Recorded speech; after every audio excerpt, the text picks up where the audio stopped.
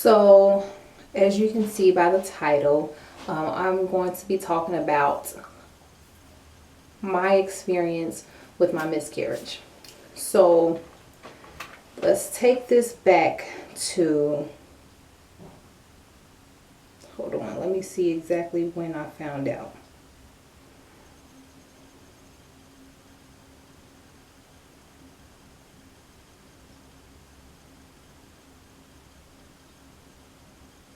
All right, let's take this back to October 8th, 2016 at 9 o'clock a.m. I decided to take a pregnancy test. I knew that I was a little late, or maybe I took it on the day that I was supposed to come on my cycle, and I got a dark line and then kind of a light line.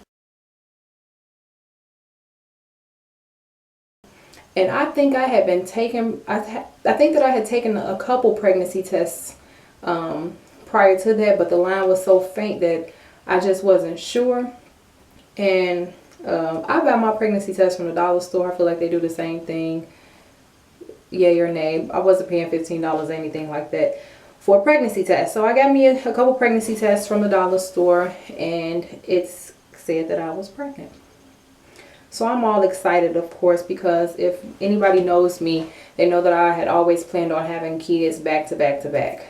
And Jackson, it was a month before Jackson's first birthday.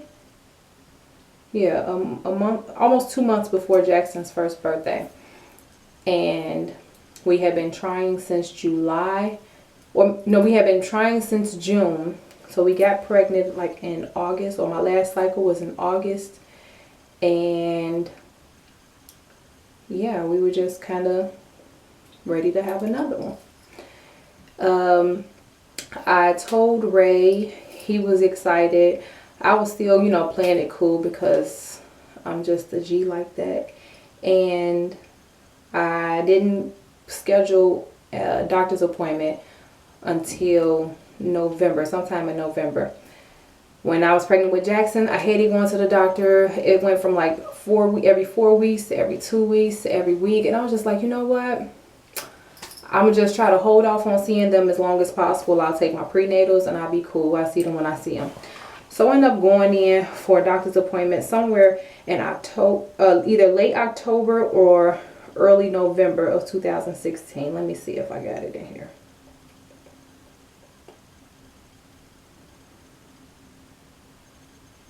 I had scheduled a doctor's appointment for November 11, 2016. I went in for the appointment. Ray went with me, and I think we may have had Jackson as well. They did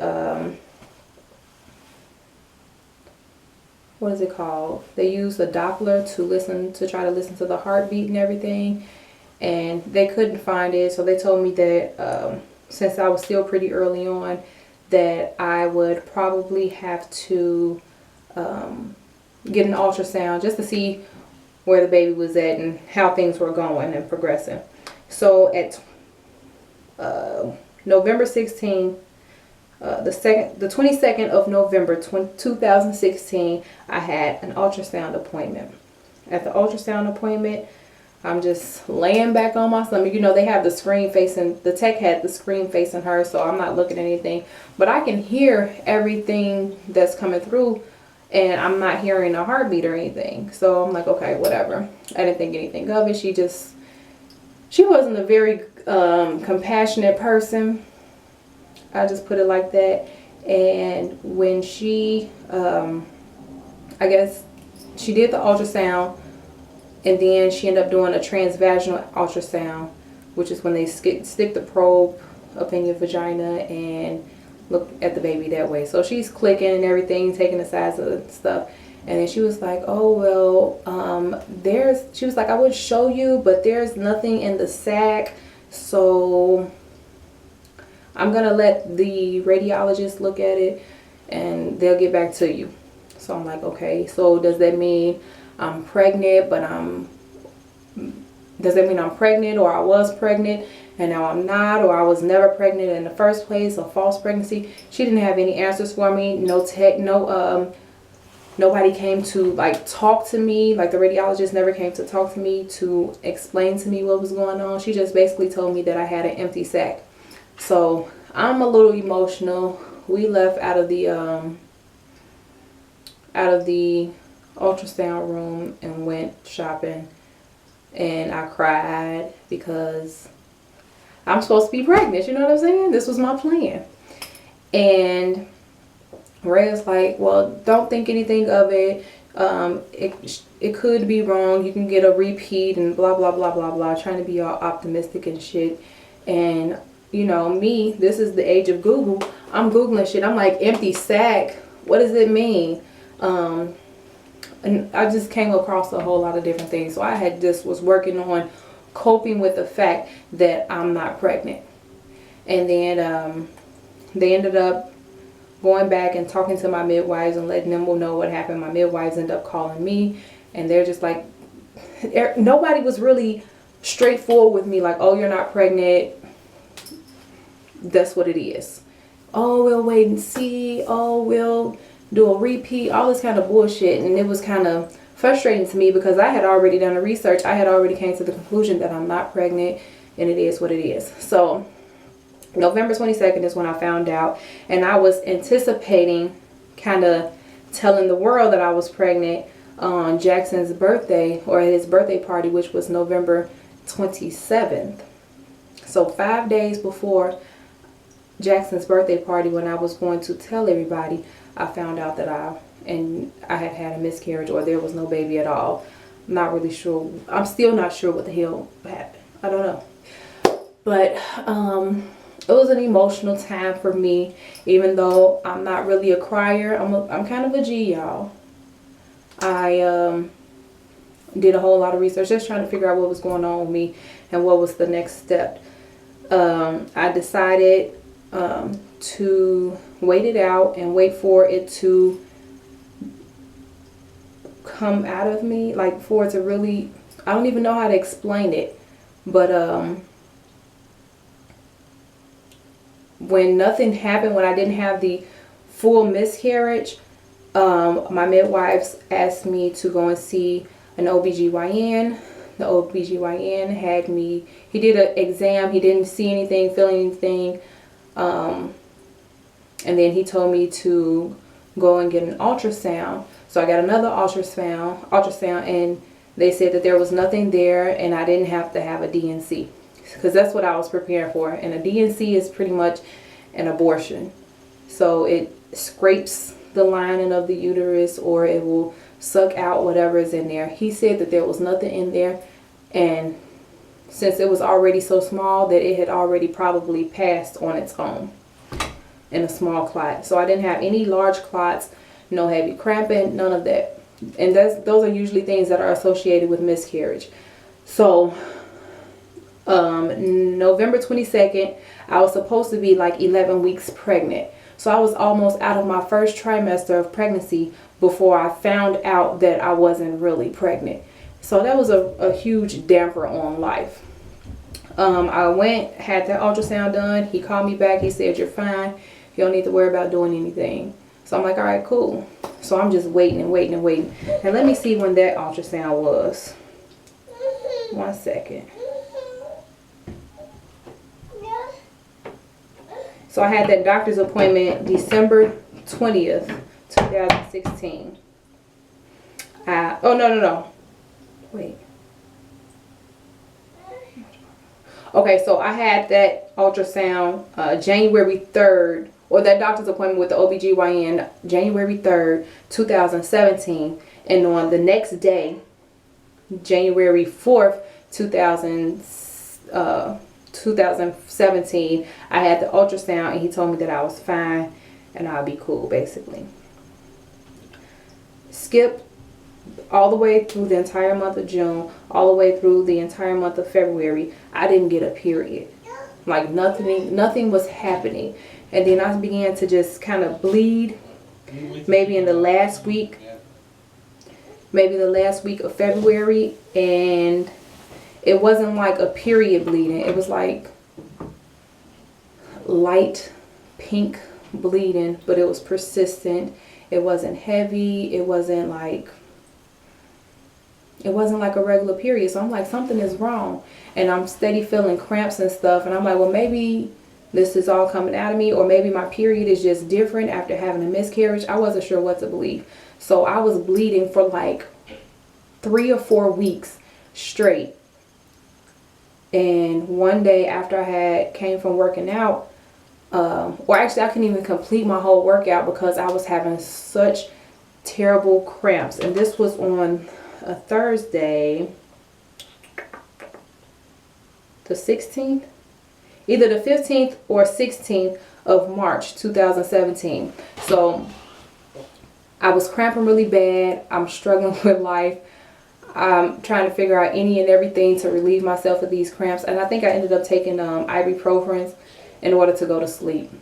So I took the ibuprofen. I was cool. The next day, Ray hit me up like, you okay? He texts me while I'm at work. I'm like, yeah, I'm good. I'm fine. And the following day was Saturday. I had woken up out of my sleep with extreme pressure. Extreme pressure. I don't even know how. I felt like I had the boo-boo. That's what I felt like. So I leave out the bed. I didn't want to use the master bathroom. So I came downstairs. I used the restroom, and I thought I just had the shit, y'all. And it wasn't that. Like, something came out of me. I'm steady sitting there pushing to use the bathroom, and something came out of me. I heard it go pooch. So I'm like, what the fuck? What the fuck? What the fuck? So I ended up wiping myself. I get up. I go get some gloves because I need to know what the hell just came out of me. I know it ain't come on my ass. So I need to I need to look. I need to find out. And I couldn't just look in the toilet because I was still bleeding. So I couldn't look and see it because there was like blood all in the toilet. TMI, I know. Such is life. So I went and I asked Ray to wake up because this was like early as hell in the morning, like 5 o'clock in the morning. I asked Ray to wake up and kind of be moral support and be there for me when I pull whatever this is out the toilet that just fell out of my body. So he came, I reached in the toilet, I pulled it out. The thing was like, I would insert a picture. I might insert a picture.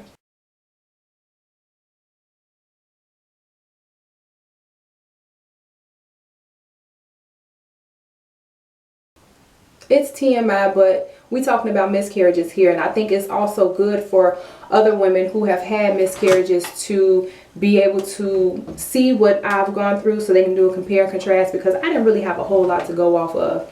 But it was like a clot the size of my fist. Yeah, it was a clot the size of my fist. And like when I pulled it out the toilet, I didn't know what the fuck was going on. But I took it out, I put it in a Ziploc bag, and I went to examine it. I called the midwives, I let them know what had happened. And like they was like, oh, okay, well it finally passed. But they told me back in January that there was nothing there. So my mind was just blown. I didn't know. I just didn't know. I was confused. So from November 22nd all the way to March 12th, it was still inside of me. Now, had I known that it was still inside of me, I probably would have went ahead and done the D&C just so I wouldn't have to, so it wouldn't be plaguing my mind that entire time of me trying to figure out, okay, well, when can we get pregnant again? When can we try this again? Like, my life was literally on hold from November 22nd to March 12th. I felt such a sense of relief to finally have that out of me and to finally feel back normal. It took a while, but I'm glad it's over. And then after that, I think I bled for a while after that, maybe a week or two, and then life started to go back to normal. And we have decided to start back trying. And even though we have started back trying, I am still nervous about possibly going through this again, because it can be a really devastating or saddening, depressing type thing. I was filled with a lot of different emotions, and I don't think I know how to handle my feelings that well, because I'm not really a crier. I don't really get angry. I guess I kind of just let shit go or deal with it, and I don't know. But I've been praying. Marie and I have both been praying. My friends and family have been praying. Oh, and speaking of friends and family, I have so many friends who are pregnant right now. And when I first found out that they were pregnant, I did go through a stage of having some sadness because it wasn't me.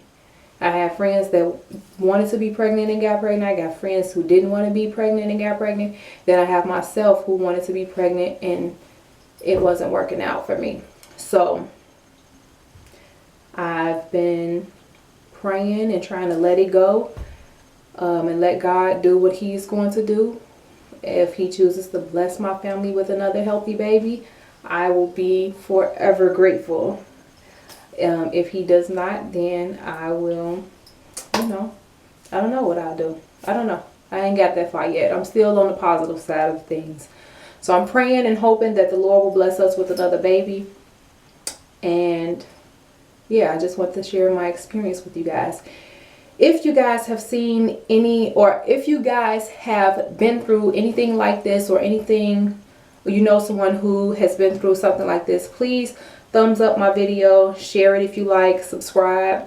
I plan on taking you all on the journey from here to getting pregnant again, and hopefully pregnancy vlogs in the near or far future. We'll see how it goes, but comment, like, subscribe. Feel free to share your experiences in the comment section below. Also feel free to follow me on social media, on Instagram. I don't have a Twitter anymore, so you can follow me on Instagram, and my name is, let me see what my name is on Instagram.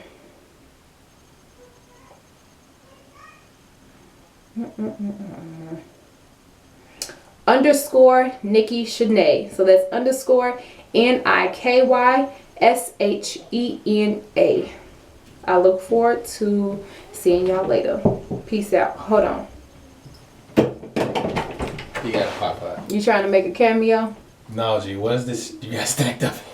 Come here, Jackson, so that people can see you real quick. He got a potty. Okay.